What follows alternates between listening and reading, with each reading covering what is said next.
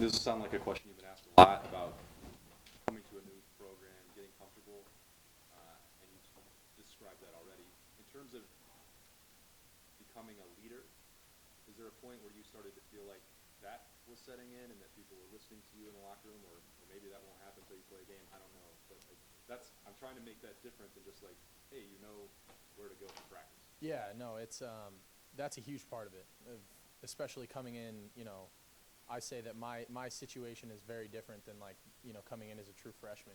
You have to come in and really gain the respect and the trust of a whole football team in the span of 6-7 months. And for me, the first thing that was the most important thing was just getting relationships with everyone. I was like, I want to get to know everyone on the team because they're not going to respect me if they don't know me. And so that was the first thing. That was what the spring was for, what the winter was for. I was like, all right, I want to get to know these guys, let them get to know me, and kind of just go from there. And then once I feel like for me, like once we got through that spring, coming back into the summer, we started up summer workouts. That was when I kind of started to settle into that role and feel a little more comfortable, challenging guys just because we already had that relationship. I feel like we worked hard in the summer, and Coach Mick gave us a lot of opportunities to become leaders, through some of the challenges we had in our workouts and our runs, and he put us through the fire so that we had to deal with some adversity before we just get out there on the field, because it can't be the first time that you're going through something out on the field. So we've already experienced a lot of tough stuff in our controlled environment, but I'm excited to get out there on the field and show these guys how I can really play in a real setting, because they haven't got to see me play in a game yet. So I'm excited for that. The players say there's nothing like playing a game in the shoe. This will be your first experience. What are you most looking forward to? How well will you sleep the night before the game? And just what's going through your mind? Man, I'm so excited. Like I truly can't, I can't overstate that. Like how excited I am. I'm fired up, man. I grew up as a kid watching the Big Ten. I've played in a lot of places now. At this point in my career, I've played in front of hundreds of thousands. But the shoe and the atmosphere here, it's different, man. And the traditions, I'm really excited just to experience all of it. We've walked through like what's it going to be like on a game day, but just getting out there and doing it for the first time. And I think the thing I'm most excited for is running out and in front of 110,000 at the shoe, and just taking that in, because I only get so many opportunities here. I want to make sure I soak it in before we go out there and get to business, strap it up and play. I asked Ryan this question as well. Exciting week 0. Every coach and player will always say you don't look ahead. Was the Florida State loss, is that just a reminder of that mindset? I don't know if you saw the game, but I did. is that just a reminder of, yeah, you got to stay locked in on each game? 100%. And I mean, I think that shows you that, especially conference games, I mean, anything can happen. And you can't overlook anyone, just because, Georgia Tech was a lower seed and, wasn't really ranked. I mean, you can say that, for really anything, but I think it just really emphasizes the fact that, you can't overlook anyone, and the most important thing is what's right in front of you. And for us, we know that we got a lot of matchup games down the road and a lot of really important games and some tough teams to play. But, the most important thing for us right now is Akron. And, it's because it's the next thing. Just this year, does it feel like a whirlwind to you that a year ago you were playing for Kansas State and now you're here? I mean, have you been able to process all this? Yeah, it is. It is a little weird, It's kind of stepping back and thinking about like, oh, I'm going to be playing college football, but not at K-State. It was kind of weird at first when I had to kind of put that in my brain, but I've mentally prepared myself for this, for a while, and I kind of knew that last year was probably going to be my last year there, so I knew that whatever I was going to be doing was going to be a new step. And I mean, this step that I've taken has just been a blessing in every single way. I feel like just the opportunity and the challenges that I've had to go through already here, have really made me better, as a player. I feel like a different player than I did even last year. So I'm just excited because it's a new opportunity, it's a new challenge, and it's kind of lit a new spark in me, and I don't want to say I was complacent last year, or, in my time at K-State, because I wasn't, but it lit a new spark, and there's something special about this team and about this year, and I'm excited, man. It's gonna be fun. Kind of 2 parts to it. One, Yeah. what was your reaction when Ryan told you to start? And two, in your mind, what does it mean to be the starting quarterback at Ohio State? What comes with that? What is that role? Obviously, when he told us, I was very excited. It's an honor, it's a privilege, and I don't take it lightly. And there's a lot of really, really good players in that room, and to be named the starter in a group, like we have is an honor, and it truly, is special to me. And being the starting quarterback of Ohio State, it's truly, like I said, it's a blessing, man. It's not something I take lightly, and I know that there's a lot of stuff that comes with that. I know there's a lot of expectations and pressure, if you will. But I knew that was the first goal on my list when we got here. Was to be the guy, and I knew I had to work for it, and the guys in the room weren't going to make it easy. But I felt like I had a good camp, and I showed the coaching staff, what I could do, and felt like I finally settled into the offense for the first time. And just going through fall, I feel really, really confident with kind of how I'm feeling the offense out, and how I'm kind of evolving in this system. And yeah, I'm flattered. I'm fired up, man. It's humbling, but it's also something I don't take lightly at all. And I'm humbled. I'm blessed, man. It's gonna be fun. Well, I asked Coach Day this.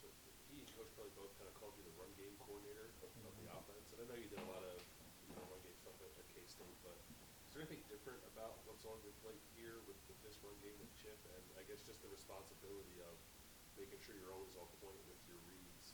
How do you think you handle that throughout camp? I think it's really good for me, and I think they say that all the time. Is what is your job in the run game? You're the run game coordinator, and it's my job to say we have a good play called, or we got a pressure coming from the field. We don't want to run this play into it. It's my job to get us in and out of that. Obviously the coaches can only do so much, but we're the ones that are out there, actually calling the shots, and I'm the one that's got the chalk last on a lot of that stuff. So it's cool. It gives me a little more sense of responsibility about the offense, and it makes you, as a quarterback, you're always clued into something. When you're a quarterback and you're mentally taking plays off, that's not a good thing. You should be locked, dialed in every single play.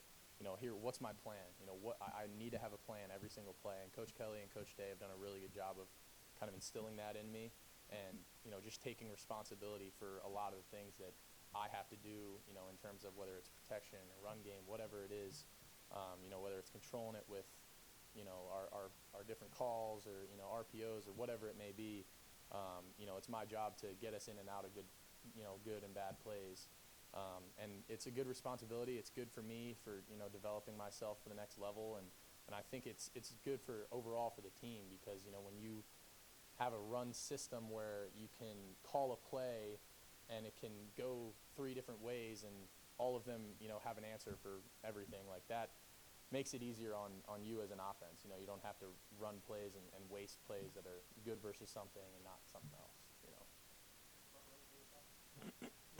What's it been like having Chip Kelly in your ear with the headset and practices, and how different is that for you as a quarterback this year to have that new technology? I think it's when you use it to your advantage and in a good way, it's really cool. And I think it took a little getting used to. We had to work through some kinks, and some days it's really loud and staticky, and some days it's it's perfect. But just going through it and kind of working out the kinks of it through camp, I think there's a lot of really cool things you can use it for. And if you're breaking the huddle, early, you got him till 15 seconds. He can give you little reminders here and there. Like there's little things that you can do with the headset, and you know, I think you can, if you use it to your advantage, and you know, you're efficient with it, then I think it's going to be a really good tool for us. We talked to you, you were mentioning one of the things you wanted to get better at is just pushing the ball down the field more, not necessarily how good you were, but just your eagerness to do it a little bit more often. And this is, I mean this with all due respect to all the talent you played with in your career. How much of that is just the weapons you have here being open means to something a little bit different, where maybe you're able to take a few more chances because you're throwing the guys where maybe you haven't had guys like this in the past? Yeah, and I mean no disrespect to the guys I've played with, because I've played with some really good players, and I don't want anyone to take this out of context, you know, because I've played with a lot of good players, but you know, I think here it's a little different, and the way that Coach Day and Coach Kelly teach some things are, you know, hey, that guy's wide open. He may not look wide open. He may have a guy right on him, but he's wide open. In the NFL, he's wide open, you know, and that's the mindset that I've had to kind of develop a little more, is like, he may not be, you know, he may not look to the general public like he's open, you know, but if you put a back shoulder ball on him, then, you know, that's a play you can make. And with the guys that we have here, I mean, they make plays like I've never seen anyone make plays before. So, you know, that has nothing to do. I'm just strictly speaking about the guys that, you know, I have.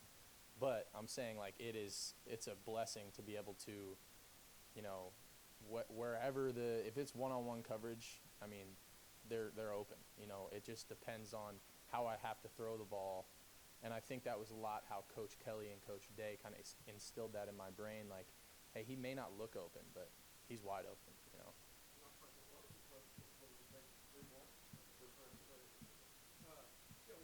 I'm trying to remember, did y'all huddle at all at Kansas State? When is the last time you really were able to step into a huddle, call a play, and, you know, your vision of that is, the romantic vision is, you're upbraiding somebody about something, though, before, you know what I mean? Yeah. We got to drive the ball, but how much do you think that will help, I guess, from a demeanor standpoint for this offense this year?